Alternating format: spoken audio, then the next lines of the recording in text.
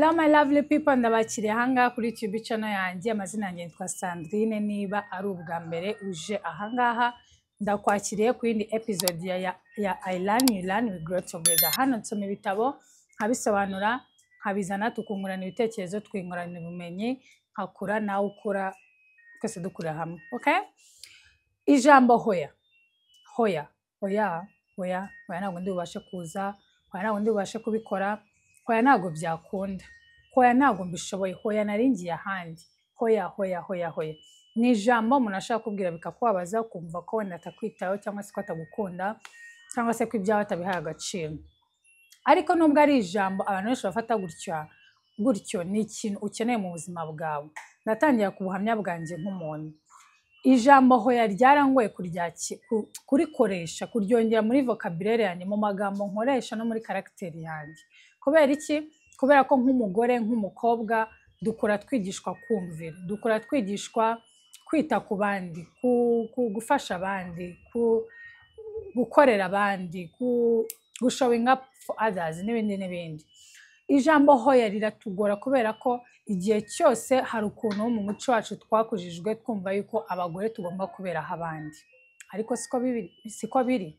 Abantu baranga barabizi ko nkunze gukoresha ijambo ry'Imana, ariko ukurikije na Bibiliya n'ijambo ry'Imana, ntabwo umugore yaremewe kwita ku bandi gusa. Kwita ku bandi, gukunda abandi, kwitangira abandi ni kimwe mu bintu Imana yamuremeye, ariko ntabwo ubuzima bwe bwose bugomba kuba aricyo cyonyine kibugize. Abandi wagomba kwigomwa, wagomba kwibangamira, ibyo agomba kubishyira hasi, ibyo agomba kubishyira agomba kubyibagirwa no kubireka kugira ngo anezeze abandi, kugira ngo meeting expectations z'abandi. Ntabwo ari ko Imana yaremye umugore. Nkunda kubivuga nkabivuga ngo umugore wese cyangwa se umuntu wari we wese, waba umugabo waba uri n'umugore, Imana hari ikintu yakuremeye, hari purpose yakuremeye kugeraho kuri iyi si. Hari ikintu Imana yakuzaniye kuri isi kugira ngo ukore, ntabwo yakuzaniye ngo urye gusa. Niyo mpamvu ikinarema Adamu yamuhaye akazi. Ntabwo yamuremye ngo abe umuntu wicara hasi nta kintu na kimwe akora. Ndetse na Eva nawe amurema yaraje afite purpose, afite ikintu kimuzanye.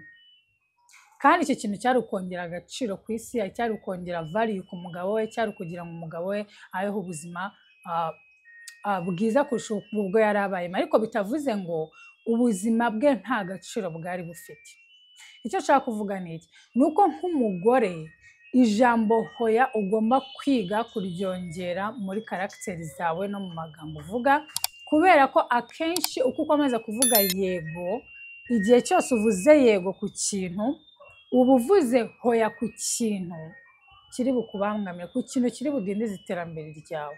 Ntabwo ndi kuvuga ngo abagore bose bajya bavuga hoya cyangwa se igihe cyose uvuge hoya, ariko ukwiye kwiga kuvuga hoya ku bintu bikubangamira, ku bintu bitakuteza imbere, ku bintu bikudraining, ibintu bikubabaza cyangwa se wumva bikudiniza bikagushyira hasi, ku bintu bituma ibyawe bipfa kugira ngo ugere ku by'abandi cyangwa se ushimisha abandi.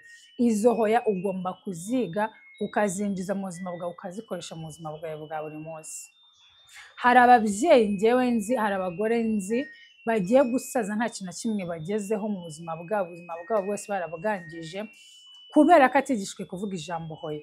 Kuko kuvuga ijambo hoya bisaba boldness, bisaba ubushizi bw'amanga, bisaba kuba ukomeye mu mutwe no mu mutima, bisaba kuba uzi kwihagarara, bisaba kuba wikunda, bisaba kuba uzi agaciro kawe, bisaba kuba uzi gushyiraho imbibi mu buzima bwawe. Hari abantu tuba tuziranye ku buryo uvuga uti uriya ndamuzi, ibyo ntabwo yabyemera, uriya ariko ndamuzi, hari ibintu yemera n'ibintu atemera, ibyo ngenda bizinza ko atabyemera. Ibyo bintu bituma umuntu umwanga. Ibyo bintu bituma uwo muntu nawe ujyayo uzi ko ibyo ugiye kumubwira bigere gute ari bubyemere.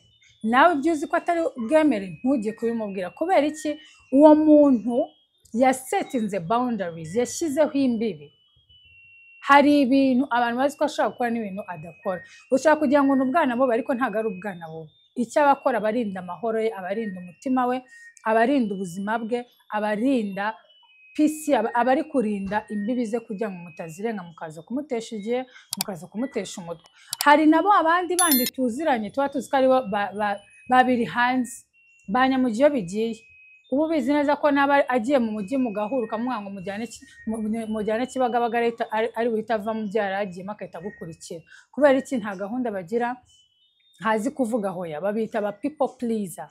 Impamvu uyu munsi ndi kwigisha abagore cyangwa se niyo waba uri umugabo ko nabo barabigira abantu kwigisha hoya, nuko njyewe nanjye n'abandi ndi umuntu utajya uvuga hoya, kandi mbona ko byandindije bikantera igihe kinini, bigatuma mbana n'abantu batankunda kubera ko hari igihe ushaka gufitinga in, ukabona abantu runaka ukumva ukunze karagiteri zabo cyangwa se umuntu runaka ukumva ushaka kumera nkawe, ukamukunda ku buryo ikintu cyose agusabye gukora ushobora kugikora, ukamukunda ku buryo wumva nyine ushaka kumera nkawe, kumva wakwitanga ukagira ngo ari bubibone, ntabyo abona, ahubwo abona ko urinjije, abona ko ntabyo ufite byo gukora, abona ko utisobanukiwe, uzi icyo agukorera, nta nubwo yanakwicaza hasi ngo akugire inama akubwira ati ujye wiga kuvuga hoya, ibintu bimwe na bimwe ushyiremo limite, wapfa ahubwo aragukoresha agakoresha mu nyungu ze, wowe inyungu zawe ukazishyira hasi, kandi koko nawe ugakomeza ugenda.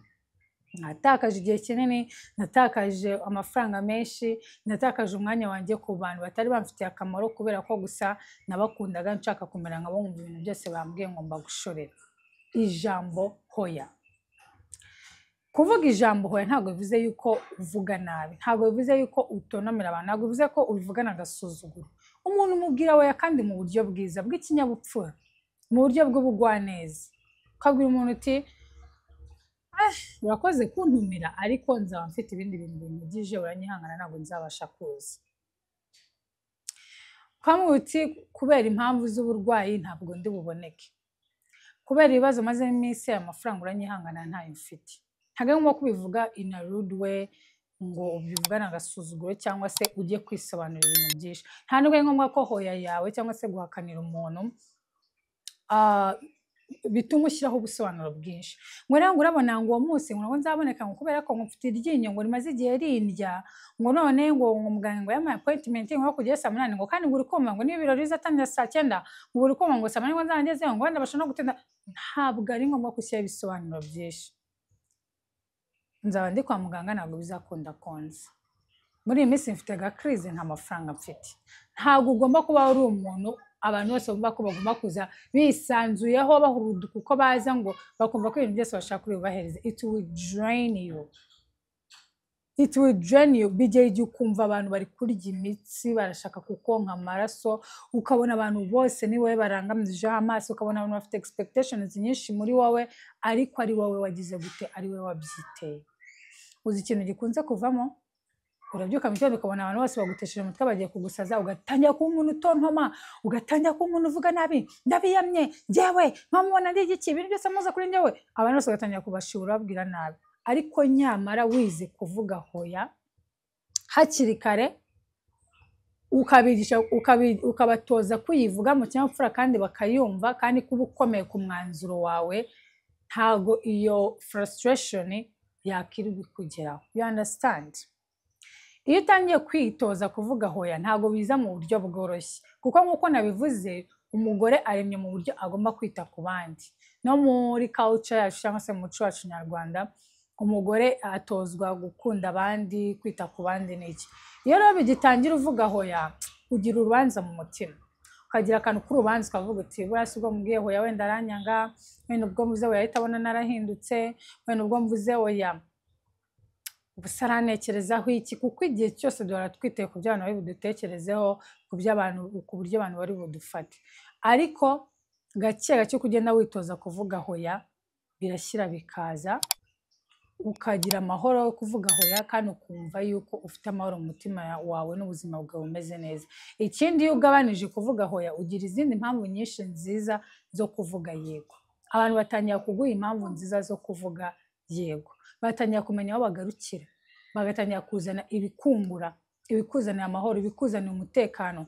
Nawe ubwawe ukajya ukora ikintu utinuba mu mutima, ukagikorana umutima umwe kubera ko wize gukora ibintu biri convenient to you.